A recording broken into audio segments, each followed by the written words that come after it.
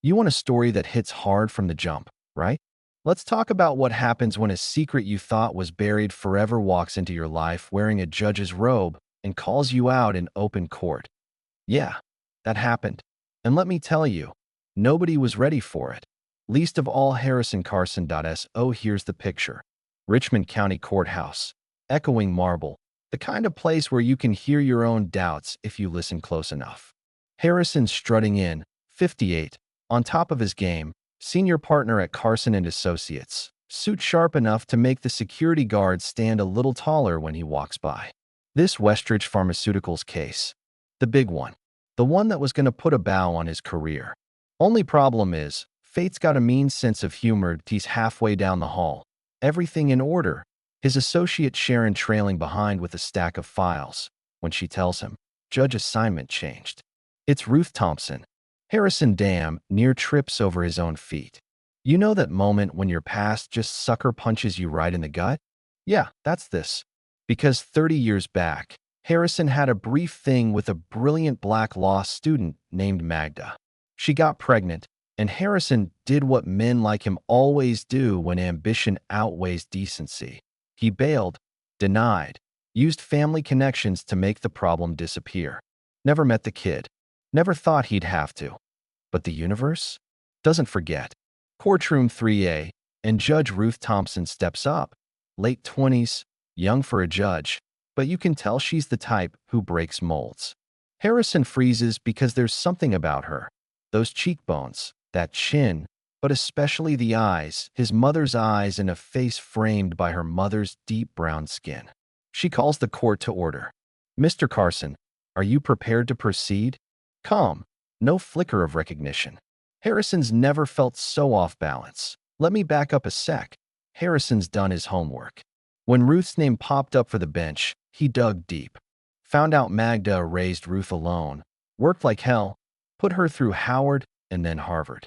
Ruth's got a spotless record, but also a recent scar. A big ruling against a powerful company overturned on appeal, whispers about judicial tampering. Made her even tougher. If that's possible. So when Harrison stands to argue, he's not just fighting for millions. He's fighting for the reputation he built on being unflappable, always in control. He tries a motion to dismiss half the claims. Ruth shoots it down with a single question, sharp as a knife. Are you suggesting these families' pain has an expiration date? Harrison, for the first time in decades, is rattled. But here's the twist nobody in that room knows yet.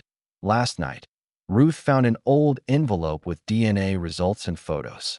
For the first time, she saw the truth about her father, the man standing across the courtroom. That night, Harrison can't sleep. He pulls out an old photo of Magda he's kept hidden for years, tells himself it was insurance. But really, he just couldn't throw away the memory of what might have been. His phone rings. Fred, his investigator, has news. Ruth took 3 days off recently, visited her mother's storage unit, requested a DNA test, and right before this case landed on her docket, someone pulled some strings. The whole thing stinks of someone else moving pieces behind the curtain. Next morning, Ruth calls Harrison into chambers. No small talk, just hands him an envelope, DNA results. You're my father. She says it matter of fact, but you can hear the weight in her voice. He tries to dodge. She doesn't let him. Why did you leave? Why did you let my mother fight alone? Harrison tries to explain. Family pressure, career, all the old excuses. Ruth's not buying.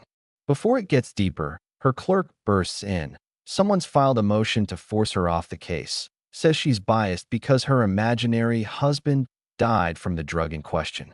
Ruth's never been married, but the forged paperwork is detailed. This is sabotaged. Here's where it gets wild. Harrison gets a threatening text. Someone knows Ruth is his daughter, and they're ready to blow it up in the press if he doesn't play ball. Next thing you know, a legal blog drops a rumor about Ruth's connection to defense counsel. He checks his email, and there's the smoking gun. Alter the expert report to help the plaintiffs, or his past gets dragged through every headline in America. Back in court, Ruth holds it together. She denies the recusal motion on the record, calls out the fraud, and then it's Harrison's turn. He's got to choose. sell out his client, or face public humiliation, ruin, the destruction of his daughter's career. But in that moment, he does something he's never done before. He chooses integrity. Your Honor, I need to bring a matter of evidence tampering and blackmail to the court's attention. Chaos erupts. They take it into chambers. Harrison, Ruth, Andrews, the plaintiff's counsel. Another message hits. Check the news. A fresh headline. DNA proves judge is defense lawyer's secret daughter. The byline. Rodney Carson, Harrison's own bitter brother, who's been taking dirty money from the CEO of Westridge, feeding him information, helping set up the blackmail. Suddenly, it's all out in the open. Fred, the investigator, connects the dots. Westridge and Rodney have been trying to force Ruth off the case to protect some internal emails that could destroy the company. Those emails. They show Westridge knew their drug was killing Black patients, hid the data, and decided it was an acceptable loss. Nearly 900 dead. Ruth decides right then. She'll stay on the case long enough to review those emails and make sure they can't be buried. Harrison says he'll withdraw as counsel, but Ruth stops him. No. If you leave, it only helps them. Westridge panics, storms into the courthouse, tries to threaten Ruth with fake dirt on her mother, accuses her in front of the whole court of insurance fraud, only to have Harrison cut him down. That's a lie. The U.S. attorney walks in, FBI at her side, and Westridge is arrested on the spot. Fraud, obstruction, everything. As he's dragged out, he spits out a confession in open court, sealing his fate. Ruth, steady as ever, recuses herself after making sure the evidence is preserved, and then, quietly, she tells Harrison what it cost Magda to raise Ruth alone. All the years she was sick as a child, the surgeries, the insurance fights, how Magda nearly lost everything paying for Ruth's care. If you'd just acknowledged me, Ruth says, my mother wouldn't have been ruined. I wouldn't have grown up believing my father was dead. Harrison can't answer. There isn't an answer. Later, in her chambers, she gives him one last chance. Why did you really leave? He admits it. He was young, selfish, scared. Chose his family's approval over doing what was right. And Ruth, after everything, doesn't yell, doesn't cry. She just says, I thought I'd hate you. But mostly, I'm just sad for all the years we lost.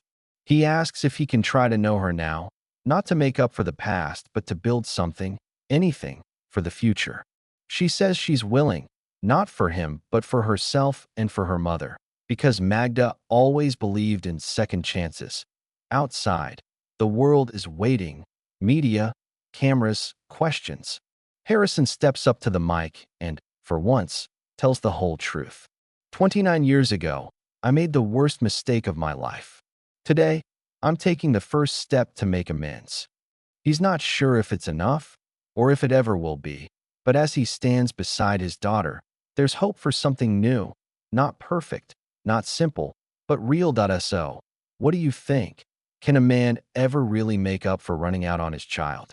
Where's the line between justice and mercy? Drop your thoughts below. These are the conversations that matter, not just in the courtroom, but everywhere decisions like this get made.